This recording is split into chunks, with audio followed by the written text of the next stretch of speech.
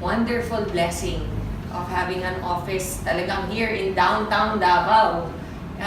The company has only been open 6 months and yet we're all the way in Mindanao na. Can you imagine? Yes. Grabe si Lord, nakakalula. In fact, nag-uusap kami ni Ana kanina, nandun kami nagpipicture kami sa malaking sign nyo. And sabi ko, grabe best, nakaka-proud. Di ba? Sobrang overwhelmed. Iyakin talaga ako, pasensya na kayo. Nakaka-overwhelmed talaga na. Ilan years na ba tayo nagkakilala, Bes? 2014. 2014. In 2014, nasa ibang company kami, ang dami namin hinanakit, alam niyo yung mga gano'n na pinagdaanan and everything. Pero, totoo pala yung sinasabi nila sa Bible na yung baptism of fire. Thank you, Bes. Di ba yung kailangan dumaan ka talaga minsan sa hard times para ma-appreciate mo rin. Eventually, yung pagdating nung lahat ng blessings ni Lord. Yes. At huwag mong i-take for granted. Yes. Mag-share lang ako ng konti. Sorry ha, sobrang emotional talaga. Ay! Whew! Time out! Okay, in year 2000, 2001, na-diagnose po ako ng breast cancer. Stage 2, right breast.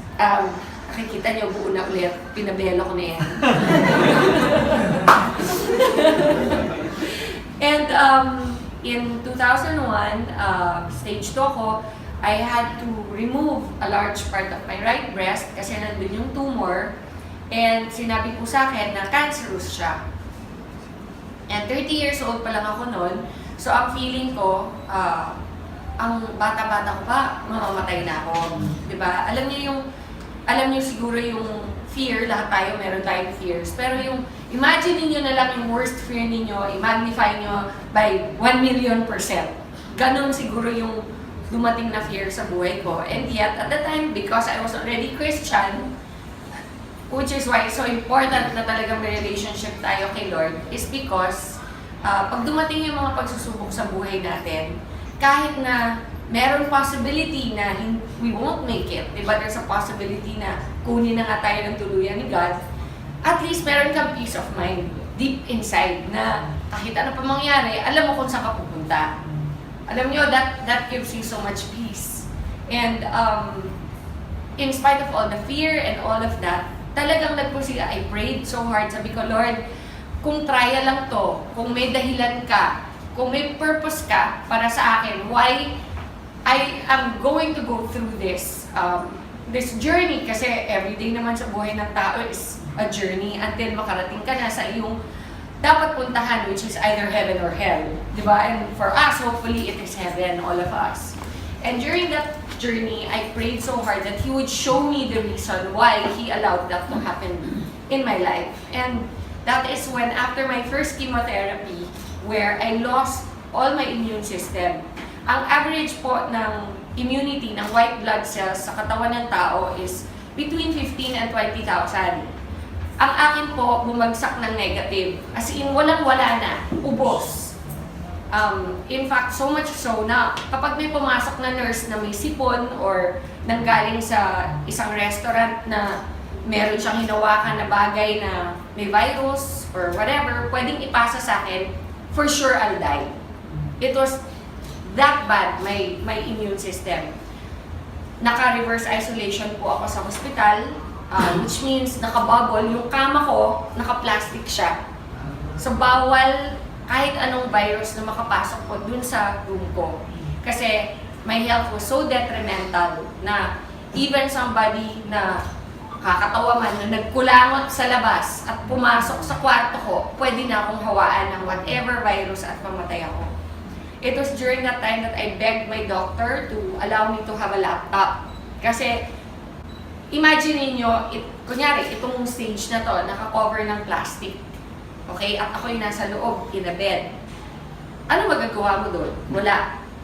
Sabihin mo, can I borrow a book? The book, they don't know where it came from. So, they don't know kung may nag-handle na may virus. So, bawal. Can I watch TV? You cannot watch TV kasi, alam nga, ipasok nila yung TV sa loob ng bubble mo. So nothing, bawal lahat. Ang pinag-pray ko talaga, Lord, bigyan mo naman ako ng laptop. Kahit ano lang, para meron akong nagagawa sa loob. And they had to buy a brand new sealed laptop and give it to me inside. It was a nurse that came, she was naka-rubber outfit. Alam mo yung mga uniform ng nurse, di ba? Blue. Pero ito, yung nurse ko, naka-blue pa rin siya, pero rubber yung uniform niya. Okay? As in plastic na makapal. Yun ang suot niya. Pinasok niya, naka-seal yung laptop, binuksan ko. Fortunately, may outlet sa loob ng bubble ko. So, nakapag-laptop na ako. And that's where I started to research for myself. What is cancer? How can I help my immune system? Lahat ng kinocomplain ko sa doktor, alam nyo, pag nagkikimo kayo, may 100 problems that come with it. Sabi nila, chemo is supposed to cure your cancer. But they don't tell you that it kills your immunity. Okay? 100%. They don't tell you that one of the major side effects is pounding headaches every day. So, di ba habang nagagamot ka for your cancer, binibigyan ka naman ng ibang mga problema. So, pag nag-complain ako ng masakit ang ulo ko na para akong may migraine, magdadala ulit another gamot. Na yung another gamot naman na yun, nakakasuka. So, the whole day, nagsusuka ka. Okay? Tapos, bibigyan ka naman another medicine to cover naman din pagsusuka. So, ano siya? Parang siyang domino effect. Until I really thought, there has to be a natural way. Kasi puro gamot, puro pharma ang binibigay sa akin. Eventually, ang naisip ko, my God, magsasuffer sobra yung liver ko and my kidneys. Puro gamot ang binibigay. How will I be able to heal even if I overcome cancer? Okay? What about the rest of my body? What about my kidneys and my liver and my heart, which has gone through so much because of the chemotherapy? How am I going to recover from that? That's when I started to do all the research online. How to boost your immunity naturally. And you know, honestly, it's amazing. Ang daming ways na mag-boost ng immunity natin naturally. Sleep is the number one way. You have to rest. Okay? Sinasabi nila, the only time your body heals is when you are sleeping. Did you know that? Di ba, iniisip mo, relax, beach, okay yan, di ba? That doesn't matter. You can relax in the beach. That's enjoyment. That's not healing. Healing is sleeping. It is so important. But there are other ways you can help with products like our Barley. Ang daming product na pwedeng gamitin. But did you know, the number one in the whole world that God created Himself is Barley. Yes. Kaya process of elimination, isa-isa kong ni-research yan. Imagine, I had 9 months in that bubble to discover what God really created that is the best for our immune system. And during the time, you have to remember, di ko naman alam na someday I'll be standing in front of people like you. Ang purpose ko lang during the time is for my own healing. Yun lang yung focus ko na, okay, so kung ginagawa mo yung research and yung training of your own knowledge for yourself, it doesn't matter about anybody else at the time. Gusto ko lang mahila ko sa sarili ko. Okay, so that's how I focused my research. What will help me? You know, there's a saying, knowledge is power, correct? So, you have to become knowledgeable. You guys this is now your business. Be knowledgeable. Don't take my word for it. Don't take the word of IAM or ICA or you know, or anybody in the company that will speak to you and tell you about the benefits or whatever. Hear us. Listen to us. Pero afterwards, go and do your own research. Kasi knowledge nyo yan, and that is your power. And that is what I did. Through my own research and my own readings, I realized, isa-isa, malunggay. Wow, taas ng ano niyan. Healing powers niyan. Okay? Yung ampalaya, taas din ng healing powers niyan. Guyabano, wheatgrass, but above them all is barley. Above them all. It's so amazing kasi yung highest niyan, yan next to barley is wheatgrass. And yet yung wheatgrass is only half as powerful as barley. Half! So everything else is below that. Berries are very high also. Okay, pero the best way to boost your immunity is through barley. And so, since alam ko na kung anong barley, kung ano yung pinaka-best way to boost my immune system, next step, aling barley. Daming klaseng barley from all over the world. Okay, meron India, may China. Actually, barley can be grown in any cold country. May US, okay, everywhere. New Zealand. The best is from Australia. And only one place in Australia grows barley. Why? Because the weather, the soil, the way it is planted and harvested, the way it is treated in the plant, so that the integrity and the purity of the product itself, of the plant itself, is contained 100%. So pagdating po sa packaging natin, everything, until it gets to your table, until you open it and put it in your glass, it is still 100% there, as if it was the day they harvested it itself. That is how amazing our barley is. Now, how does barley affect people? We're not a pharma company. We don't do a million tests. We believe in what God says. He promises certain things, and try it. What have you got to lose? For me, I was already in the hospital. Nasa hospital na ako. Lahat ng sinasabi ng doktor, ginagawa ko na. Lahat ng gamot, tinetake ko. And yet, bakit? Hindi nila ako mapagaling the way nag-recover ako nung nag-barley ako. Yes. Kaaway ng mga doktor ang mga natural products. I have to be honest. Because they don't make money from natural products. That's the beauty of IAM. IAM has made it available to you so that you can make money from natural products. You know, during my first chemo, I was in that bubble. I was thinking already things like, pag namatay ako, kamusta kaya yung anak ko? Sino mag-aalaga? All the things that you don't think about when you're 30. And I was already thinking, and accept ko na, okay naman daddy niya eh, kahit hibalay kami. Mapapalaki niyang mabuti yan. Andiyan naman mama ko, my sisters, di ba? Little did I know that God had a plan. That someday, what now? That was 2000. 17 years later, I would be here with you. Yes.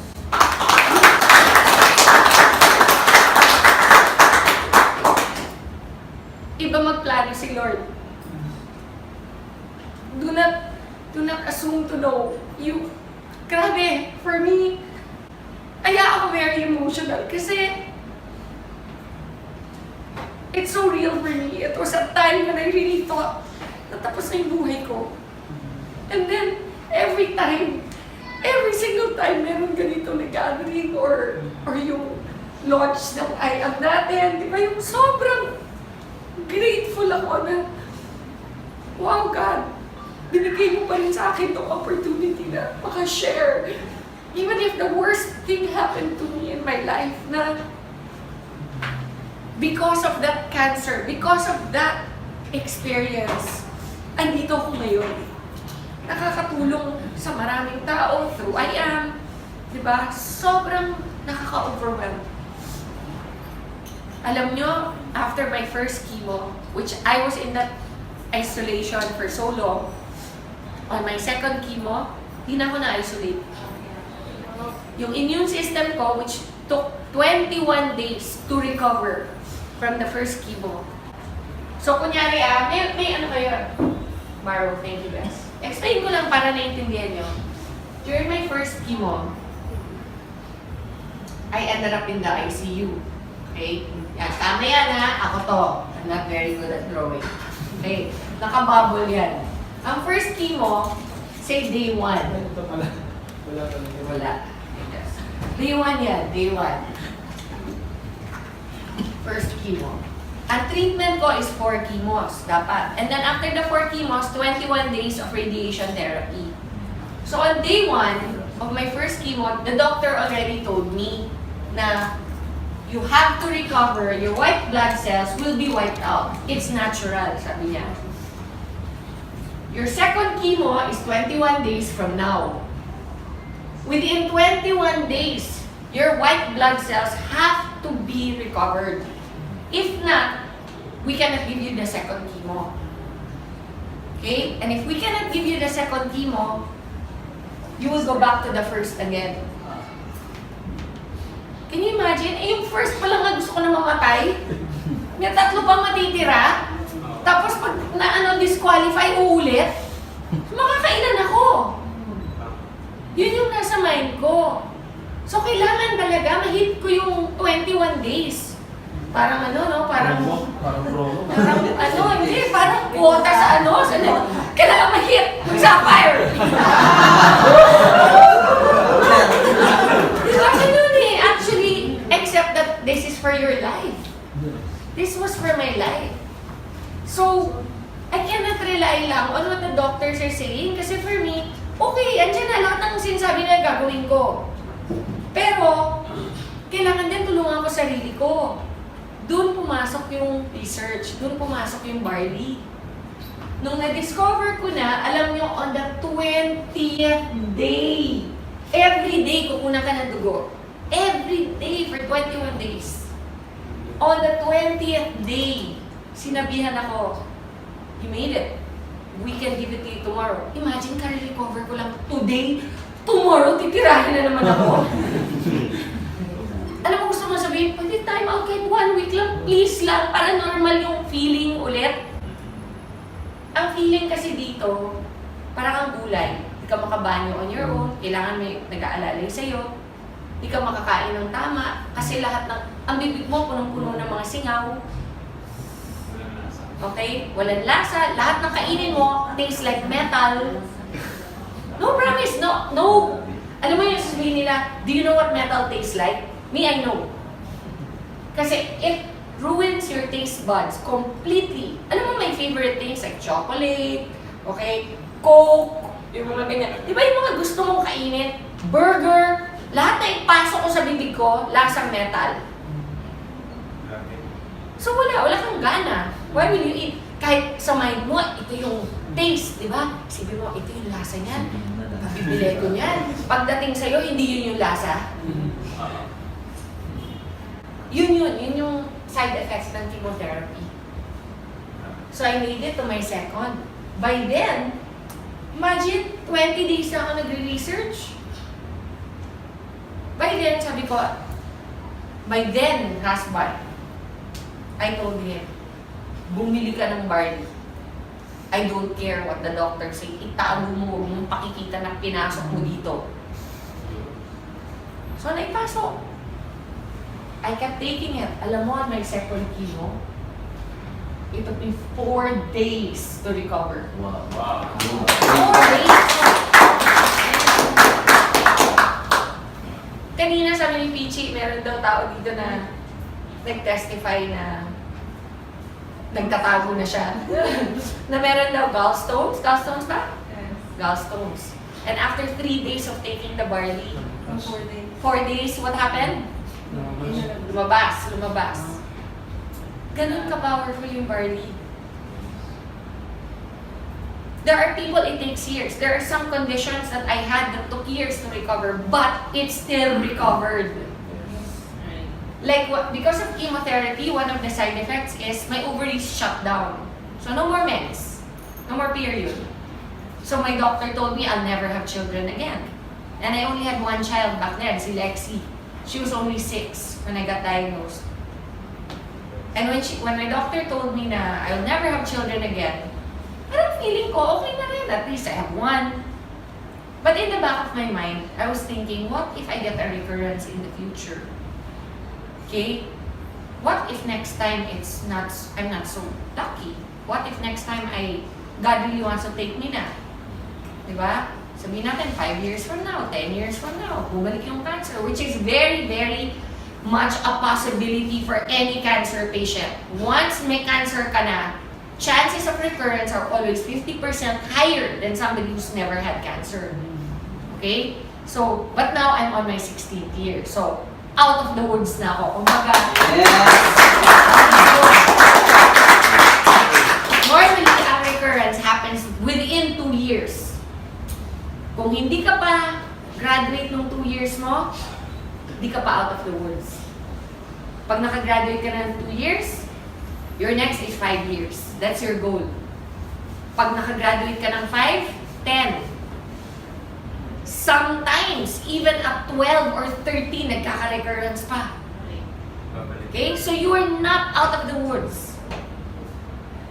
For me, it's been 16 years. Wow. Plus, why do I know I am cured? Because my cancer, the one that I had, was called Rh positive. Rh positive is, it feeds on estrogen. Ang nagpapakain sa cancer ko is estrogen sa katawan.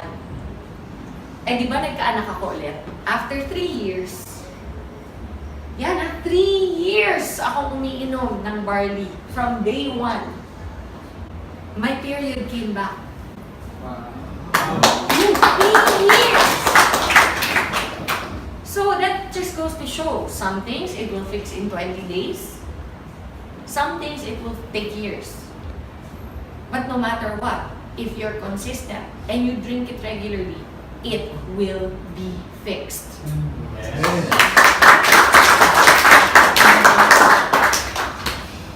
So on the 3rd year, I got pregnant and I have my son. During my pregnancy, all my doctors were going crazy. Nako, that's so dangerous. You have to have a medical abortion immediately. You have to do this, you have to do that. Nako, you cannot. You're a cancer survivor. Do you want to get cancer again? Yun yung sinasabi sa akin. Because nga, when you get pregnant, what goes up in your system? Estrogen. Correct? When estrogen goes up, I'm feeding the cancer. So whatever is dormant, whatever is sleeping in my system will wake up again. And it will be fed. And I will get it again. Yun yung fear. Even my mom, iniiyakan ako. Hindi daw ba sapat na pinadaan ko na sa kanya one time. At uulit pa ako. I'm so selfish. Lahat! I heard it all. You're a selfish person. You're only thinking of yourself. Lahat yan. Sinabi sa akin. But you know, I knew. In my heart, I knew. God will not allow this if there's no purpose. Yes.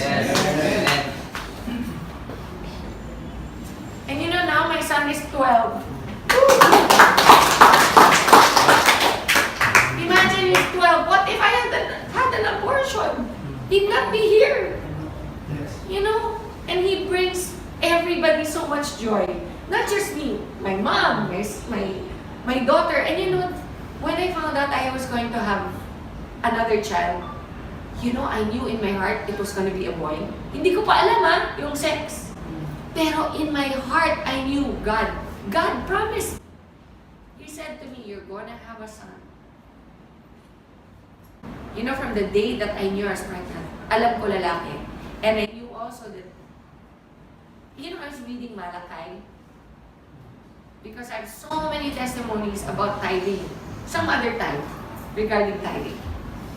But in a nutshell, when I went to the States and I found out I was pregnant, I had no money. None. But I was always a very faithful tither. Tayo, nagpapayaman, di ba? Like what Pastor said earlier. It all belongs to God. All of it.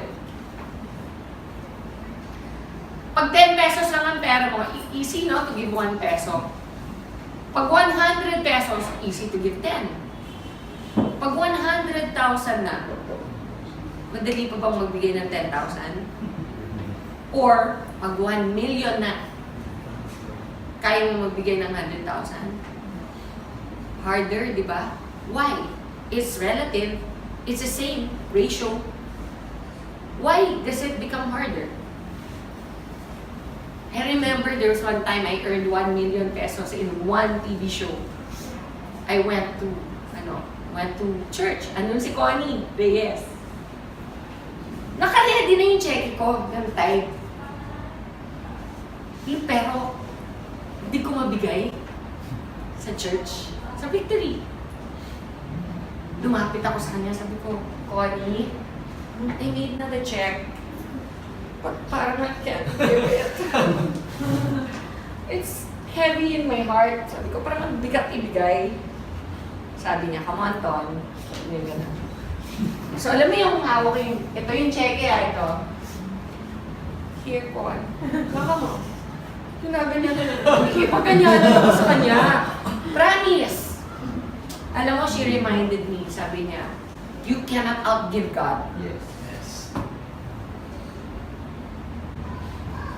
When I got sick and I had no money to pay for anything, I was in America. I blindly applied. Blindly. I'm not entitled. I'm not an American citizen. I blindly applied for medical aid. And I got approved. My entire treatment was free. Woo!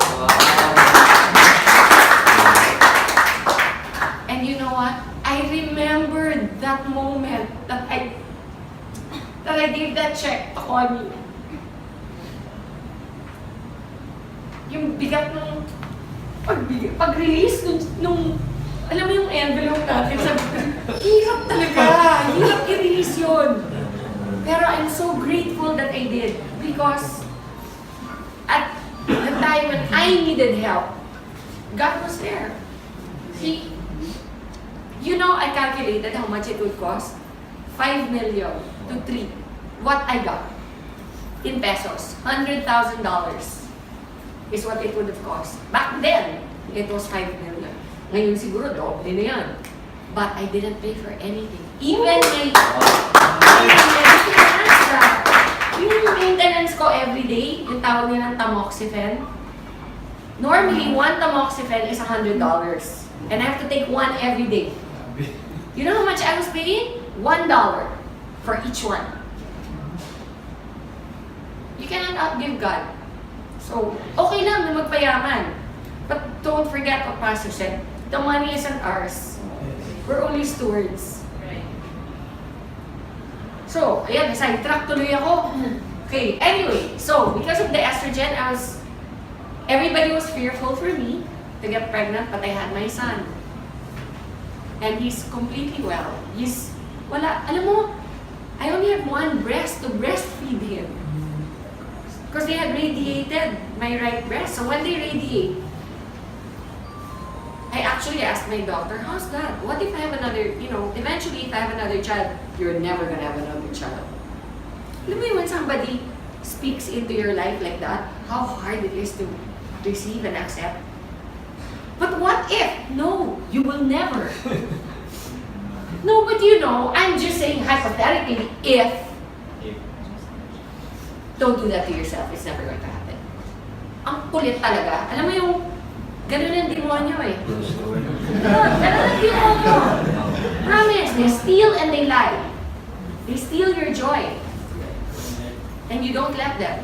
And even though he probably was an atheist, I looked him straight in the eye and I said, I rebuke that in the name of Jesus.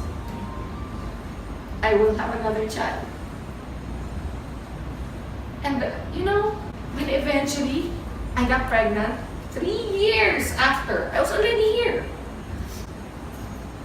I was so excited, I called him. My oncologist in the States, I called him. Hirap pa get through. That oncologists in America are one of the richest. Because people get cancer all the time. So they always have patients. It's a business. Normally, they don't even know you. They don't remember your name sa dami. Pero ako, natandaan niya. Kasi number 1, I'm not from there. I'm from the Philippines. Number 2, maganda ako eh. What can I say? Diba? I must have made an impression. Diba?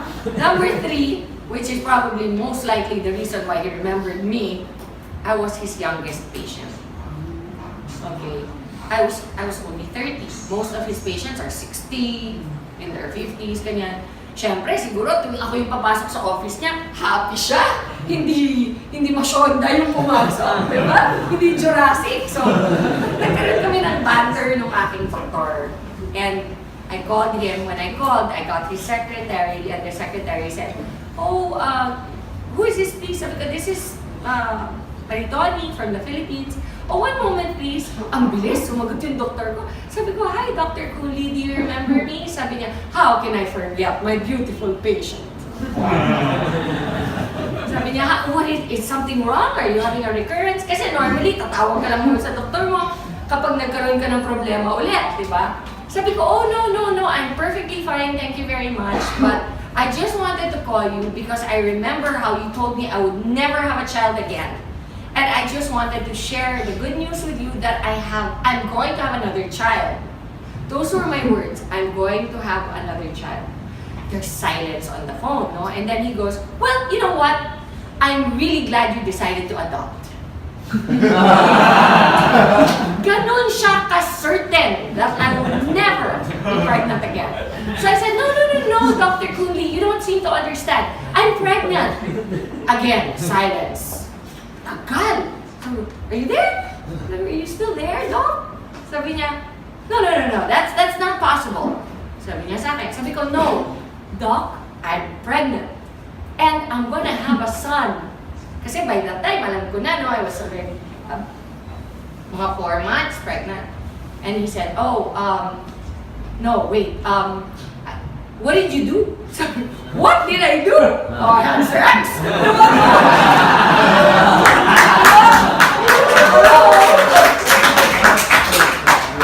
No, but, you know, I said to him, "Nothing, I didn't do anything." He goes, "No, you must have done something."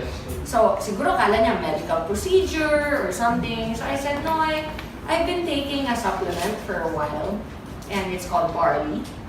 And ako yung nag-educate sa kanya about what I had done this whole time, from day one. Sabi niya, "Oh, you're a sneaky one." Sabi ko, "But it worked." And sabi niya, "Oh, well, I'm very happy for you.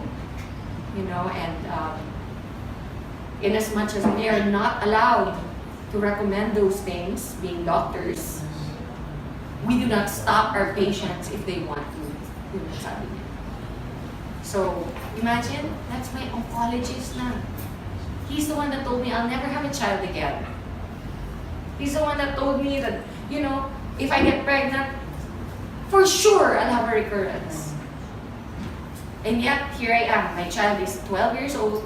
I'm 100% in good shape. I would like to say I'm in more than good shape. Yes!